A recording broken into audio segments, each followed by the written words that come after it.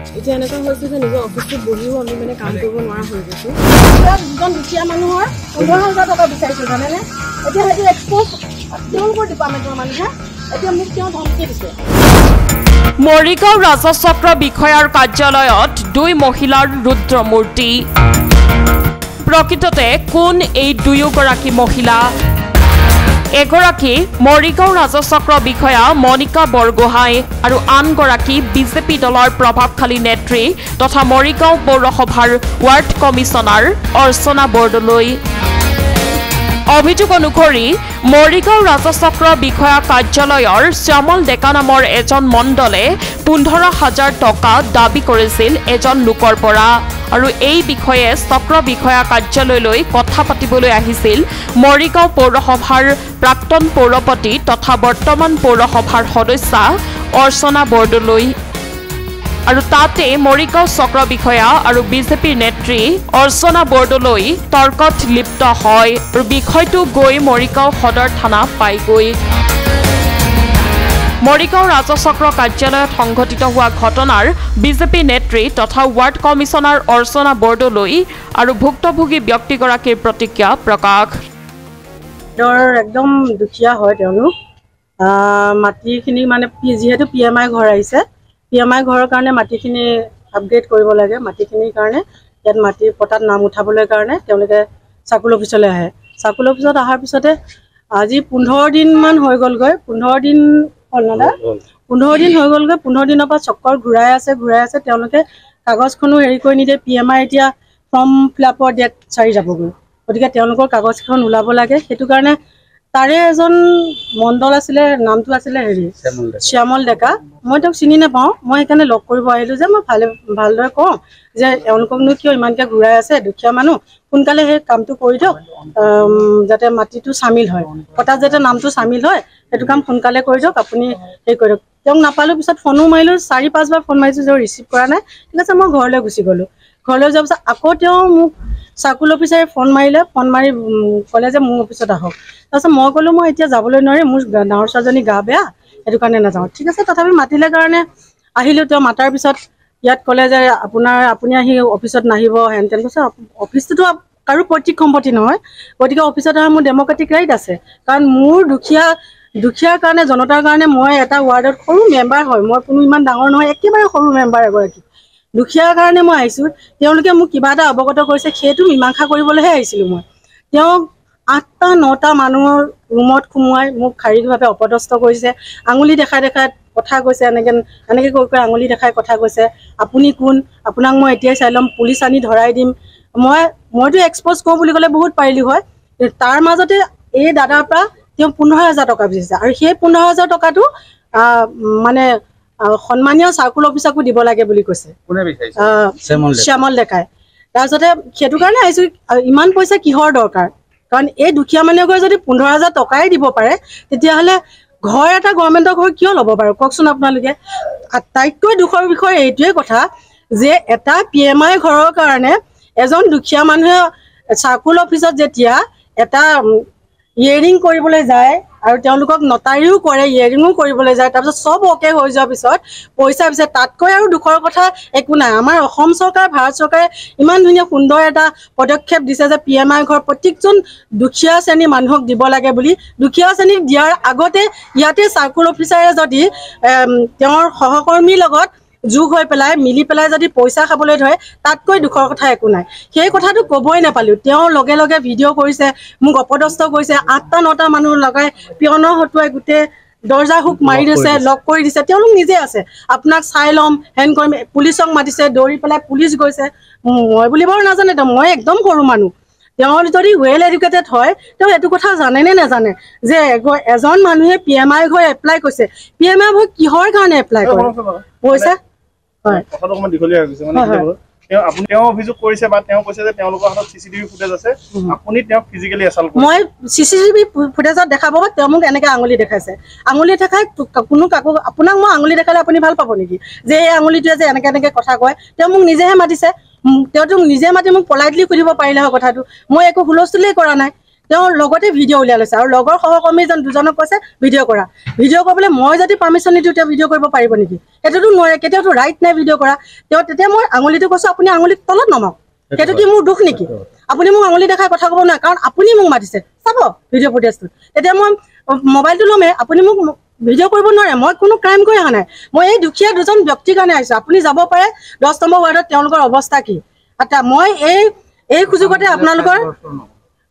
সুযোগতে আপোনালোকক জনাম যে CM ছাৰকো জনাম এই কথাটো যাতে ইনভেষ্টিগেশ্যন কৰে বিহিত ব্যৱস্থা লয় PMI ঘৰ দুখীয়া ঘৰৰ কাৰণে তেওঁ আজি মই দুখীয়াৰ কাৰণে মই ওলাই অহাৰ কাৰণে মোৰ নিজৰ ৱাৰ্ডৰ মানুহক ইমান বেয়াভাৱে তেওঁলোকে মোক আজি শাৰীৰিক অপদস্থ কৰে এইটো ইনকুৱাৰী হ'ব লাগে CM ছাৰক মই অনুৰোধ জনালোঁ লগতে মই সন্মানীয় পীয়ুষ হাজৰিকা ডাঙৰীয়া ছাৰলৈ মই অনুৰোধ জনালোঁ লগতে মোৰ ৰমাকান্ত দেউৰী ছাৰলৈ মই অনুৰোধ জনালোঁ মুখে মুখে কৈছে মই এটাই কথাই ভাবিছিলোঁ যে আমাৰ অসমীয়া মানুহ নালাগে ইয়াতে 15,000 টকাটো আমি আপোনালোকেও দেখা পাইছে মই অহা যোৱা কৰিছোঁ আপোনালোকৰ আগতো মই এক্সপ'জ কৰিব পাৰিলোঁ হয় নাই বাৰু কওকচোন মোৰ যদি মোৰ এনেকৈ বেয়া মটিভ আছিলে মই ঘৰত যোৱা মানুহজনীক তেওঁ নিজে মাতি আনি তেওঁ নিজে শাৰীৰিকভাৱে মোক অপদস্থ কৰিছে যদি 8টা মানুহে যদি তাত লগ হৈ পেলাই মোক লগ কৰি দিয়ে দৰ্জাখন আপোনাৰ কেনেকুৱা লাগিব আপুনিয়ে কওকচোন তেখেতে কোৱাৰ ধৰে আমাক কৈছে যে আপুনি ইয়াৰ আগতো তেওঁলোকৰ চাৰ্কুল অফিচৰ কামত হস্তক্ষেপ কৰে আপুনি আগতো 2-এবাৰ এনেকৈ ধৰণে আহি পেলাই বিভিন্ন প্ৰমাণ দিয়ক যদি হস্তক্ষেপ কৰিছোঁ মই হস্তক্ষেপ কিহৰ কাৰণে কৰিম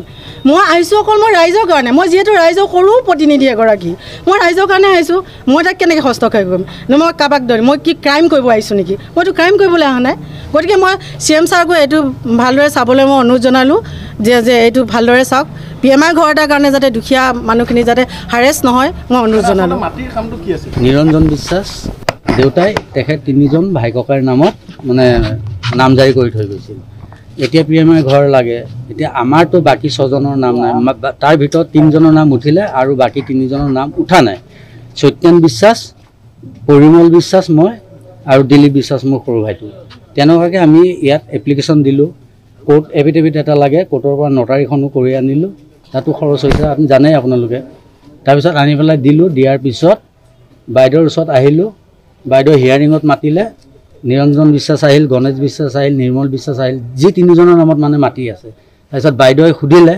যে আপোনালোকৰ যে 3জন ভাইককাৰ নামত যে মাটিখিনি উঠিব বা নামভুক্ত বা চামিল হ'ব তাত আপোনালোকৰ কোনো আপত্তি আছে নেকি তেতিয়া দাদাহঁতে চইচা ক'লে নাই আমাৰ ইয়াত কোনো আপত্তি নাই বাইদেউ আমি 9জন ভাইককাৰ নামতে মাটিখিনি নামভুক্ত হ'ব লাগে তাৰপিছত বাইদেউ ধুনীয়াকৈ চহী কৰি দিলে বাইদেউ একো নক'লে তাৰপিছত শ্যামল ডেকাক লগ কৰিলোঁ লগ কৰাৰ পিছত কৈছে 15,000 টকা লাগে মই কৈছোঁ 15,000 টকা যদি লাগে কাক দিব লাগে 15,000 কৈছে ইয়াৰ লগত বাইদেউকো দিব লাগিব আৰে বাইদেউ য'ততো চহীয়ে কৰি দিলে আকৌ যদি টকাই লাগিলে হয় তেতিয়াহ'লেতো চহী নকৰিলে হয় বাইদেউ আমিতো অলপ চলপ কাম জানো তেতিয়া বাইদেউৰ ওচৰত মই যাওঁ কৈছে নাই যাব নালাগে তাৰপিছত তেনেকুৱাকৈ ক'লে যে মই অনলাইনত কামটো কৰি দিম আহিলোঁ আকৌ 15,000 টকা লাগে তেতিয়া মই সঁচা কথা কৈছোঁ দেই সন্ধিয়া সময়ত ঈশ্বৰৰ শপত লৈ কৈছোঁ যে বাবা এনেকুৱা পিঠিত হাত ধৰি কৈছোঁ যে বাবা অৱস্থা একেবাৰে বেয়া ব্যৱসায় বাণিজ্য নাই তোমাক 3,000 নহ'লে 4,000 টকা দিম এইটো কিন্তু সঁচা কথা তাৰপিছত নহ'ব যেতিয়া নহ'ব বুলি ক'লে তেতিয়াহ'লে মই গুচি গ'লোঁ 15,000 যোগাৰ কৰিব পৰা নাই আৰু আহিব পৰা নাই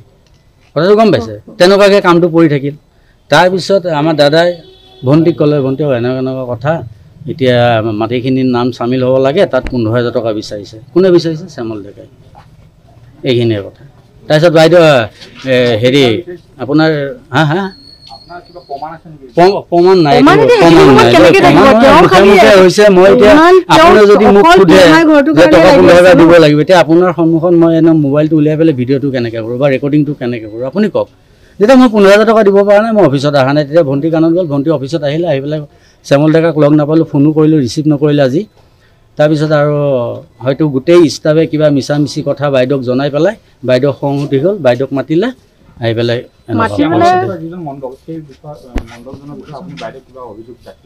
নাই নাই কৰা নাই যেতিয়া শ্যামল ডেকাই ক'লে যে মানে বাইদেউকো দিব লাগিব তেতিয়া মই বাইদেউৰ ওচৰত আহি পেলাই কেনেকৈ সুধোঁ বাইদেউ আপুনি কি টকা বিচাৰিছে নেকি সেইটো ক্ষেত্ৰত মই বাইদেউক জনোৱা নাই গম পাইছে এইখিনিয়ে তেওঁ নিজে নিজে গুণ্ডাগিৰি কৰে দেই ইয়াত বহুত গুণ্ডাগিৰি কৰি আছে তেওঁ আহি পেলাই বাইদেউ আপুনি টকা বিচাৰিছে নেকি মণিকা বুঢ়াগোৱা বোলা মহিলাগৰাকীয়ে চাৰ্কুল অফিচাৰগৰাকীয়ে তেওঁ মোক কৈ আছে যে মই বাধা কৰোঁ কিহত মই বাধা কৰিছোঁ আহি মই আহোঁ যদি অকল ৰাইজৰ কামত আহোঁ তেওঁ সদায় এটিটিউড দেখায় আৰু গুণ্ডাগিৰি কৰে আমিতো ৰাইজৰ প্ৰতিনিধি, আমি সৰু মানুহ।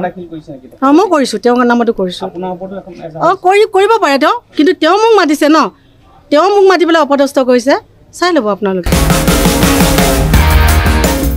ইতিমধ্যে মৰিগাঁও ৰাজচক্ৰ বিষয়াগৰাকীয়ে সংবাদ মাধ্যমৰ আগত জানিবলৈ দিয়া অনুসৰি কৰ্তব্যৰত অৱস্থাত বিজেপি নেত্ৰী তথা ৱাৰ্ড কমিছনাৰগৰাকীয়ে শাৰীৰিকভাৱে অপদস্থ কৰিছে। এতিয়া এনেকুৱা হৈছে যে নিজৰ অফিচটোত বহিও আমি মানে কাম কৰিব নোৱাৰা হৈ গৈছোঁ।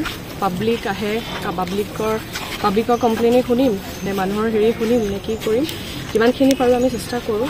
যদি পাব্লিকৰ কিবা কমপ্লেইন থাকে, মই অফিচৰ মুৰব্বী হয়, তেখেতসকলে মোৰ ওচৰত আহি পিনি তেওঁলোকে ক'ব পাৰে, সেইটো আমি চান্স দিওঁ মানুহক। পাব্লিক এনেকুৱা নহয় যে পাব্লিক সোমাব নোৱাৰে আমাৰ তাত, আহি আমাৰ তাত কথা ক'লেই হয়।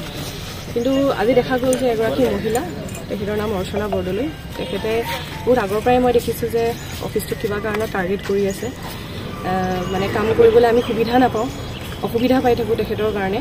আৰু তেখেতে আজি এনেকুৱা কাম কৰিছে, মইতো এগৰাকী মেজিষ্ট্ৰেট হয়, তেওঁ মেজিষ্ট্ৰেটৰ হাতত ধৰি তেওঁ মোৰ টেবুলত মাৰিছে, তেওঁ মোৰ হাতত ধৰিছে, হাতত ধৰি কৈছে যে এনেকৈ আপোনালোকে নিজকে কি ভাবে, আপোনাৰ এইটো পৈতৃক সম্পত্তি নেকি? পৈতৃক সম্পত্তি এনেও নহয়, কাৰণ আমি ইয়াতে আজি আছোঁ কালি নাই, আমি মানে ৰাইজৰ কাম কৰিবলৈ থাকোঁ। কিন্তু এনেকুৱা ধৰণৰ যদি আমাৰ মানুহৰ মানসিকতা থাকে, এনেকৈ যদি কৰে, তেতিয়া আমাৰ কাৰণে কাম কৰিবলৈ বহুত অসুবিধা হয়।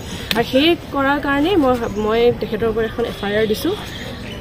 আচলতে কি হৈছিলে, মানে ঘটনাটো কি, মানে কি ঘটনাটো হ'ল যে পাব্লিকে কিবা এটা কমপ্লেইন লৈ আহিছে, তেখেতসকলে কমপ্লেইনটো মোক জনোৱাও নাই, কি হয় কি নহয় সেইখিনি আমি চালি জাৰি চাবলৈ আমি হেৰিও পোৱা নাই।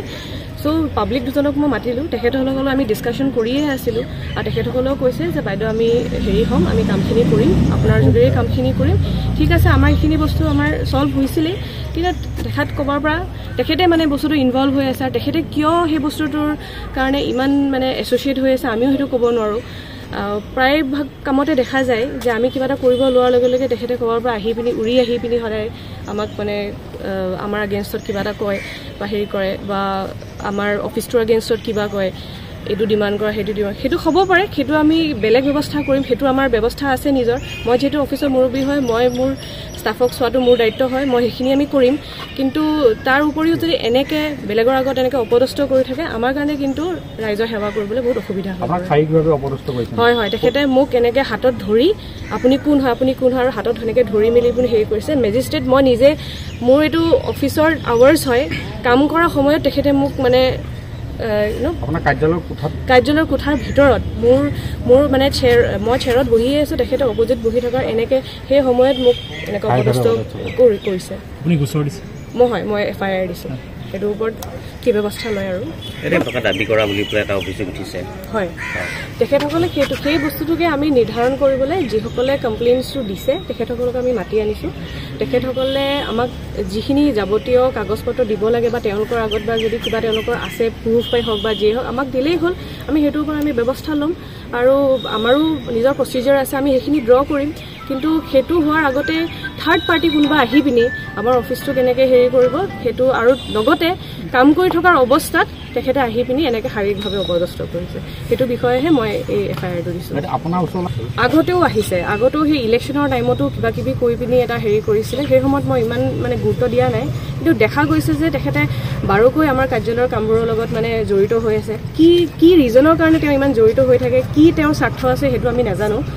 আমি সেইটো হ'ব পাৰে, মই তেখেতৰ বিষয়ে মই ইমান অৱগত নহয়, কি কাৰণে তেওঁ ইমান মানে আমাৰ বস্তু লৈ ইমান ইণ্টাৰেষ্টেড হৈ থাকে, বা কৰক তেওঁ ৰাইজৰ কামেই কৰক, কিন্তু কথাটো আহি পিনি ভালকৈ ক'লেও হয় যে কাৰোবাৰ অসুবিধা হৈছে, পাব্লিকৰ কিয় অসুবিধা হৈছে, আপোনালোকেও জানে আমি যিমানখিনি পাৰোঁ আমাৰ সামৰ্থ্যৰে আমি যিখিনি পাৰোঁ আমি কৰি দিম বা কৰিবলৈ আমি চেষ্টা কৰোঁ। মৰিগাঁৱৰ পৰা ৰাহুল ডেকাৰ ৰিপৰ্ট, সংবাদ লহৰ।